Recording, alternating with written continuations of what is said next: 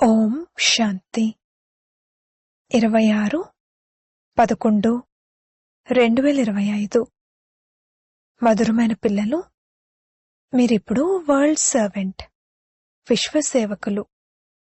మీకు ఏ విషయంలోనూ దేహాభిమానం రాకూడదు. ప్రశ్న: ఏ ఒక్క అలవాటు ఈశ్వరీయ నియమాలకు విరుద్ధమైనది?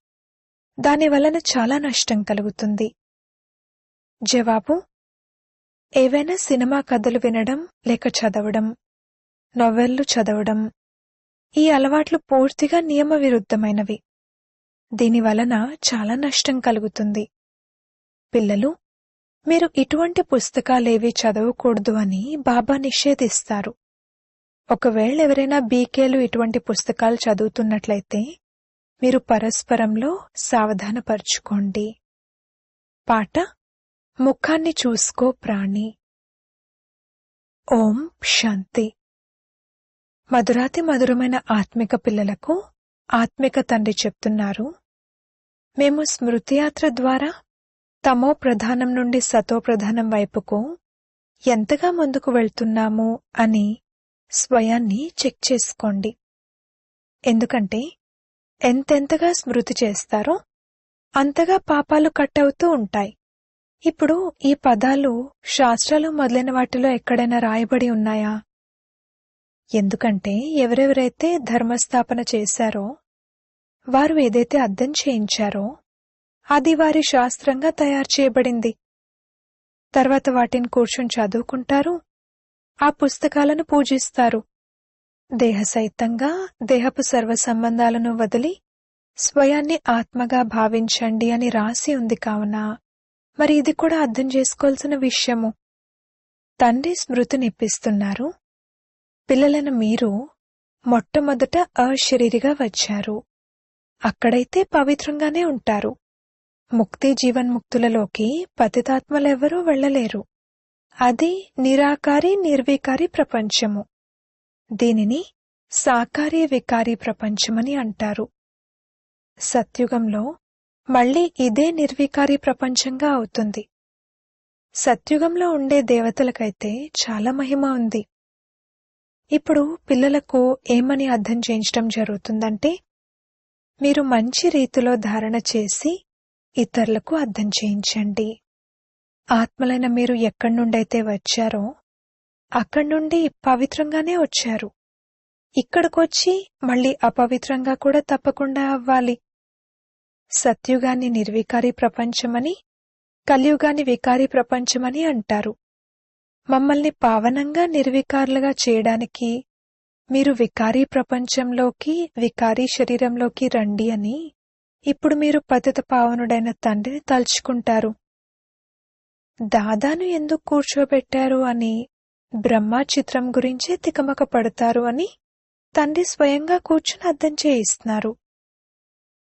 వీరు భగీరథుడు అని అర్థం చేయించాలి.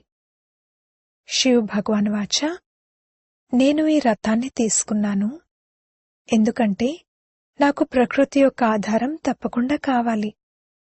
లేకపోతే నేను మిమ్మల్ని పతితం నుండి పావనంగా ఎలా తయారు చేస్తాను?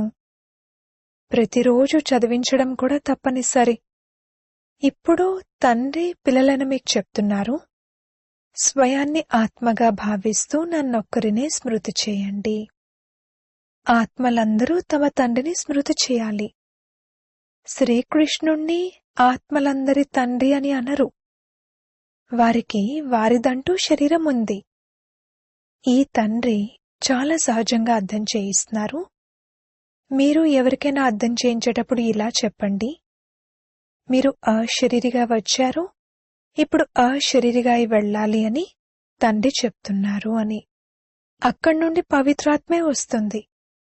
ఒకవేళ రేపెవరైనా వచ్చినా కూడా వారు పవిత్రంగా ఉంటారు. కావున వారి మహిమ తప్పకుండా జరుగుతుంది. సన్యాసులు, గృహస్థులు మొదలైన వారెవరైతే ప్రసిద్ధి చెందుతారో తప్పకుండా వారికిది మొదటి జన్మ కదా. వారు ధర్మస్థాపన చేయడానికి రావాల్సే ఉంటుంది. ఉదాహరణకు బాబా గురునానక్ కోసం అర్థం చేయిస్తారు. ఇప్పుడు గురు అనే పదం కూడా ఉపయోగించాల్సి ఉంటుంది. ఎందుకంటే నానక్ అనే పేరైతే చాలా మందికి ఉంటుంది కదా. ఎప్పుడైనా ఎవరినైనా మహిమ చేసేటప్పుడు అర్థసహితంగా పదాలను ఉపయోగించడం జరుగుతుంది. అలా చేయకపోతే బావుండదు. వాస్తవానికి ఒక్కరు తప్ప ఇంకెవ్వరూ గురువు కాదని పిల్లలకు అర్థం చేయించారు. సద్గురు అకాల్ అని ఎవరి పేరునైతే గాయనం చేస్తారో వారు అకాల మూర్తులు, అనగా వారిని మృత్యు కబళించదు. వారు ఆత్మ. అందుకే ఈ కథలు మొదలైనవి కూర్చుని తయారు చేశారు. సినిమా కథల పుస్తకాలు, నవలలు మొదలైనవి కూడా చాలామంది చదువుతారు. బాబా పిల్లలను అప్రమత్తం చేస్తున్నారు. మీరెప్పుడూ కూడా నవలలు మొదలైనవేవి చదవకూడదు. కొంతమందికి అలవాటు ఉంటుంది. ఇక్కడైతే మీరు సౌభాగ్యశాలులుగా అవుతారు. కొంతమంది బీకేలు కూడా నవలలు చదువుతారు. అందుకే బాబా పిల్లలందరికీ చెప్తున్నారు, ఎప్పుడైనా ఎవరైనా నవలలు చదవడం చూసినట్లయితే వెంటనే తీసుకొని చింపేయండి. ఇందులో భయపడకూడదు. మమ్మల్ని ఎవరైనా శపిస్తారేమో లేదా మాపై కోప్పడతారేమో అని అనుకోకండి. అలాంటి విషయాలేవీ ఉండవు. మీ పని ఒకరినొకరు సావధానపరుచుకోవడం. సినిమా కథలను వినడం లేక చదవడం నియమ విరుద్ధము. నియమ విరుద్ధమైన నడవడిక ఏదైనా ఉంటే వెంటనే రిపోర్ట్ చేయాలి. లేకపోతే ఎలా బాగుపడతారు? స్వయాన్ని నష్టపరుచుకుంటూ ఉంటారు. స్వయంలోనే యోగబలం లేకపోతే ఇక్కడ కూర్చుని ఏం నేర్పిస్తారు? బాబా అంగీకరించరు. ఒకవేళ అటువంటి పనులు చేస్తే మనసు లోపల తప్పకుండా తింటూ ఉంటుంది, స్వయం నష్టపోతారు. అందుకే ఎవరిలోనైనా ఏదైనా అవగుణం చూసినట్లయితే రాయాలి. ఎటువంటి నియమ విరుద్ధమైన నడుడిక నడుచుకోవడం లేదు కదా. ఎందుకంటే బ్రాహ్మణులు ఈ సమయంలో సర్వెంట్లు కదా. బాబా కూడా పిల్లలు నమస్తే అని అంటారు. అర్థసహితంగా అర్థం చేయిస్తారు. కుమార్తెలు ఎవరైతే చదివిస్తారో వారిలో దేహాభిమానం రాకూడదు. టీచర్ కూడా విద్యార్థులకు సర్వెంట్గా ఉంటారు కదా. గవర్నర్ మొదలైన వారు కూడా లెటర్ రాస్తారు. నేను విధేయత గల సేవాధారిని అని రాసి కింద సంతకం చేస్తారు. దాని ఎదురుగా పేరు రాస్తారు. మిగిలింది క్లర్క్ తన చేత్తో రాస్తారు. ఎప్పుడూ వారి గొప్పతనం గురించి రాయరు. ఈ రోజుల్లో గురువులైతే తమంతట తామే తమకు శ్రీ శ్రీ అని రాసుకుంటారు. ఇక్కడ కూడా కొంతమంది శ్రీ ఫలానా అని రాసుకుంటారు. వాస్తవానికి అలా కూడా రాయకూడదు. అలానే స్త్రీలు శ్రీమతి అని రాయకూడదు. శ్రీమతం ఎప్పుడు లభిస్తుందంటే శ్రీ శ్రీ స్వయంగా వచ్చి మతం ఇచ్చినప్పుడు. తప్పకుండా దేవతలు ఎవరిదో మతం ద్వారానే దేవతలుగా అయ్యారు కదా అని మీరు అర్థం చేయించొచ్చు. వీరు ఇంత ఉన్నతంగా విశ్వానికి యజమానులుగా ఎలా అయ్యారు అనేది భారత్లో ఎవ్వరికీ తెలియదు. మీకైతే ఈ నష ఎక్కాలి. లక్ష్యం ఉద్దేశమున్న ఈ చిత్రం సదా హృదయంపై తగిలించి ఉండాలి. ఎవరికైనా ఇలా చెప్పండి, మమ్మల్ని భగవంతుడు చదివిస్తున్నారు, దాంతో మేం విశ్వానికి మహారాజుగా అవుతాము. తండ్రి ఈ రాజ్యాన్ని స్థాపన చేయడానికి వచ్చారు. ఈ పాత ప్రపంచం యొక్క వినాశనం ఎదురుగా నిలబడి ఉంది. చిన్న చిన్న కుమార్తెలు చిలక పలుకుల భాషలో ఎవరికైనా అర్థం చేయించవచ్చు. పెద్ద పెద్ద కాన్ఫరెన్స్లు మొదలైనవి జరిగినప్పుడు వాటికి మిమ్మల్ని పిలుస్తారు. మీరీ చిత్రాలను తీసుకువెళ్ళండి మరియు అక్కడ కూర్చుని అర్థం చేయించండి. భారత్లో మళ్లీ వీరి రాజ్యం స్థాపన అవుతుంది. మీరు ఎక్కడైనా పెద్ద సభలో అర్థం చేయించవచ్చు. రోజంతా సేవ యొక్క నషాయే ఉండాలి. భారత్లో వీరి రాజ్యం స్థాపన అవుతుంది. బాబా మనకు రాజయోగాన్ని నేర్పిస్తున్నారు.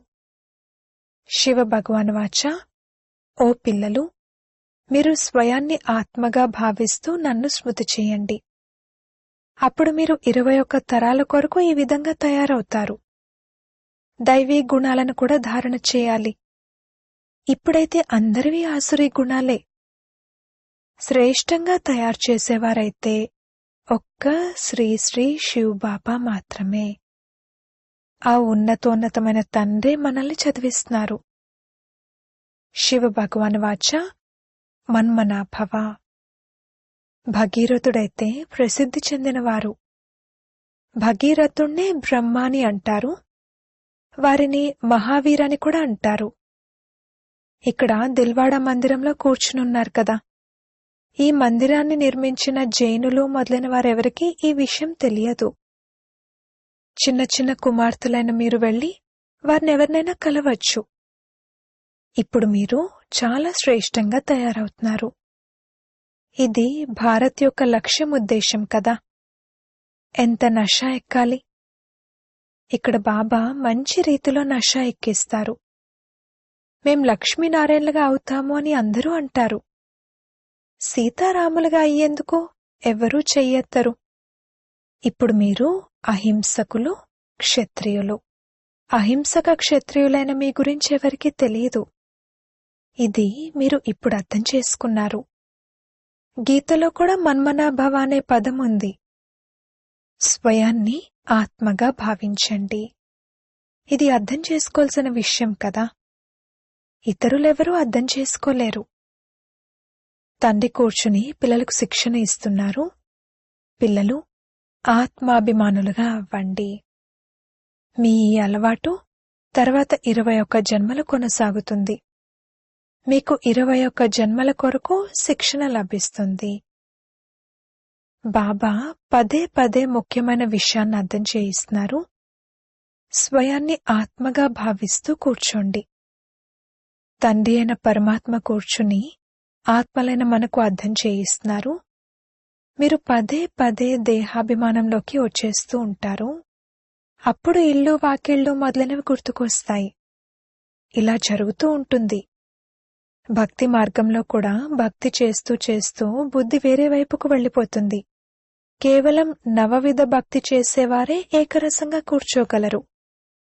దానినే తీవ్ర భక్తి అని అంటారు. వారు పూర్తిగా లవలీనమైపోతారు. మీరు స్మృతిలో కూర్చున్నప్పుడు అప్పుడప్పుడు పూర్తిగా అశరీరిగా అయిపోతారు. ఎవరైతే మంచి పిల్లలుంటారో వారే ఇటువంటి అవస్థలో కూర్చుంటారు. దేహభానం తొలగిపోతుంది. అశరీరిగా అయి ఆ ఆనందంలో కూర్చుండిపోతారు. ఇది అలవాటైపోతుంది. సన్యాసులంటే తత్వజ్ఞానులు లేక బ్రహ్మజ్ఞానులు. వారు మేం లీనమైపోతాము, ఈ పాత శరీరాన్ని వదిలి బ్రహ్మతత్వంలో లీనమైపోతాము అని అంటారు. అందరికీ తమ తమ ధర్మం ఉంటుంది కదా. ఇతర ధర్మాలను ఎవ్వరూ అంగీకరించరు. ఆది సనాతన దేవీదేవత ధర్మం వారు కూడా తమోప్రధానంగా అయిపోయారు. గీతా భగవానుడు ఎప్పుడొచ్చారు, గీతాయుగం ఎప్పుడుండేది, ఇదెవ్వరికీ తెలీదు. మీకు తెలుసు, ఈ సంగంయుగంలోనే తండ్రి వచ్చి రాజయోగాన్ని నేర్పిస్తారు. తమో ప్రధానం నుండి సతో ప్రధానంగా తయారు చేస్తారు. ఇది భారత్ యొక్క విషయమే. తప్పకుండా అనేక ధర్మాలు కూడా ఉండేవి. ఏకధర్మ స్థాపన, అనేక ధర్మాల వినాశనమని గాయనం కూడా ఉంది. సత్యుగంలో ఒకే ధర్మం ఉండేది. ఇప్పుడు కలియుగంలో అనేక ధర్మాలున్నాయి. మళ్లీ ఏకధర్మ స్థాపన జరుగుతుంది. ఒకే ధర్మం ఉండేది, అదిప్పుడు లేదు.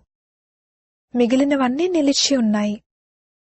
మర్రి వృక్షం ఉదాహరణ పూర్తిగా సరైనది. దానికి పునాది ఉండదు, మిగిలిన వృక్షమంతా నిలబడి ఉంటుంది. అలాగే ఇందులో కూడా దేవీదేవతా ధర్మం లేదు. కాండమైన ఆది సనాతన దేవీదేవతా ధర్మం ఇప్పుడు కనుమరుగైపోయింది. దానిని తండ్రి మళ్లీ స్థాపన చేస్తారు. మిగిలిన ఈ ధర్మాలన్నీ వెనక వచ్చాయి. చక్రం మళ్లీ తప్పకుండా రిపీట్ అవ్వాలి. అనగా పాత ప్రపంచం నుండి మళ్లీ కొత్త ప్రపంచంగా తయారవ్వనున్నది. కొత్త ప్రపంచంలో వీరి రాజ్యం ఉండేది. మీ వద్ద పెద్ద చిత్రాలు కూడా ఉన్నాయి, చిన్నవి కూడా ఉన్నాయి. పెద్ద వస్తువు అయితే దాన్ని చూసి మీరేం పట్టుకున్నారు అని అడుగుతారు. మీరేమని చెప్పండంటే, మనుషులు బికార్ల నుండి రాకుమార్లుగా అయ్యే చిత్రాన్ని మేం పట్టుకున్నాము.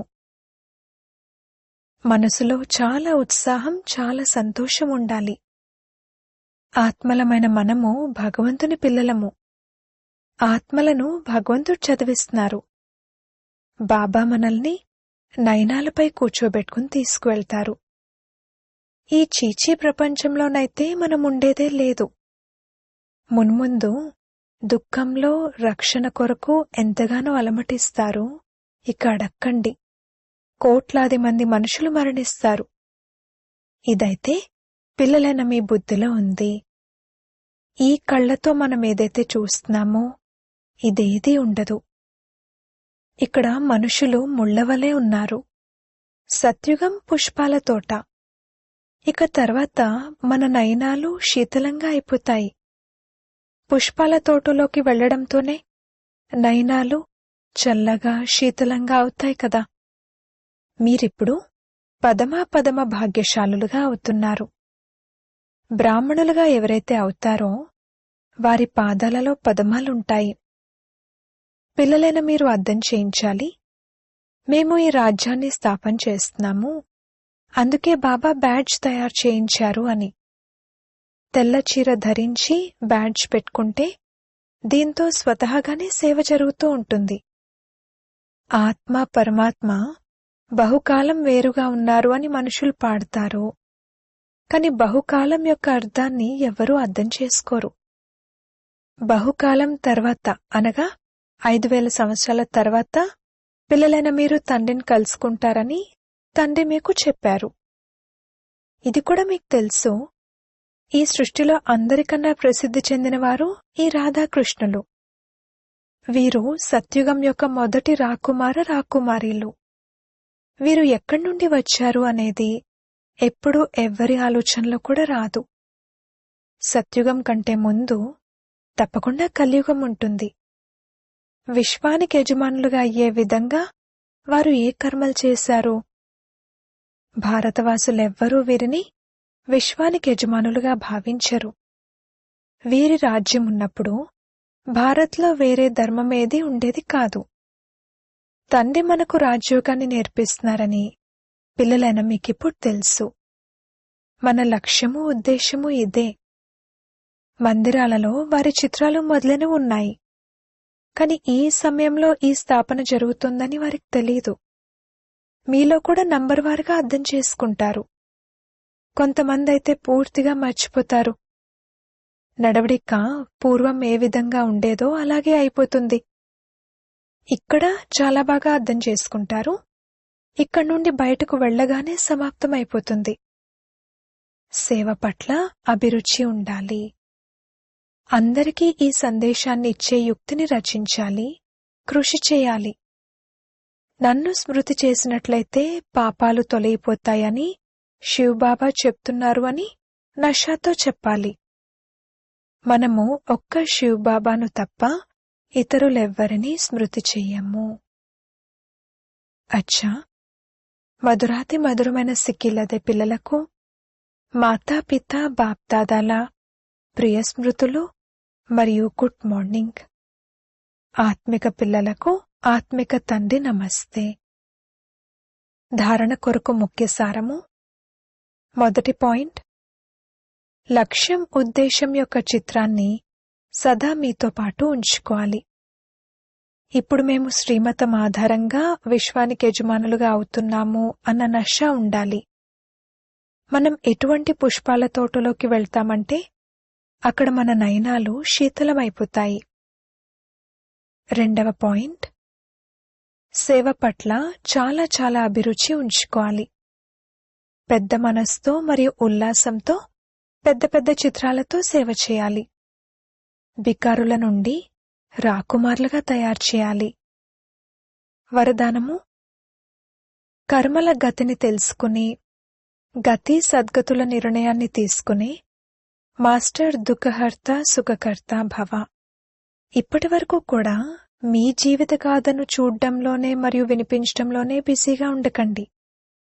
ప్రతి ఒక్కరి కర్మల గతిని తెలుసుకుని గతి సద్గతులను అందించాలనే నిర్ణయం తీసుకోండి. మాస్టర్ దుఃఖహర్త సుఖకర్త పాత్రను అభినయించండి. మీ రచన యొక్క దుఃఖ అశాంతుల సమస్యను సమాప్తం చేయండి. వారికి మహాదానాన్ని మరియు వరదానాన్ని ఇవ్వండి. మీరు స్వయం సౌకర్యాలను తీసుకోకండి. ఇప్పుడు దాతాగా అయి ఇవ్వండి. ఒకవేళ మీకు లభించే సౌకర్యాల ఆధారంగా స్వయం యొక్క ఉన్నతి జరిగినా లేక సేవలో అల్పకాలికమైన సఫలత ప్రాప్తించినా ఈరోజు మహానులుగా ఉంటారు, కానీ రేపు మహానత యొక్క దాహం కల ఆత్మగా అయిపోతారు. స్లోగన్: అనుభూతి కలగకపోవడం అనేది యుద్ధం యొక్క స్థితి. యోగిగా అవ్వండి, అంతేకాని యోధునిగా కాదు. అవ్యక్త సూచనలు: అశరీరీ మరియు విదేహీ స్థితి యొక్క అభ్యాసాన్ని పెంచండి. బ్రహ్మబాబా అవ్యక్తమై విదేహీ స్థితి ద్వారా కర్మాతీతులుగా అయ్యారు. మీరు అవ్యక్త బ్రహ్మ యొక్క విశేష పాలనకు పాత్రులు. అందుకే అవ్యక్త పాలనకు రెస్పాన్స్గా విదేహీగా అవ్వండి. సేవ మరియు స్థితి యొక్క బ్యాలెన్స్ పెట్టుకోండి. విదేహి అనగా దేహం నుండి అతీతము. స్వభావం, సంస్కారాలు, బలహీనతలు ఇవన్నీ దేహానికి చెందినవి. దేహం నుండి అతీతమైనట్లయితే ఈ అన్నింటి నుండి అతీతమైపోతారు. అందుకే ఈ డ్రిల్ చాలా సహయోగాన్ని ఇస్తుంది. దీనికోసం కంట్రోలింగ్ పవర్ కావాలి. ఓం శాంతి.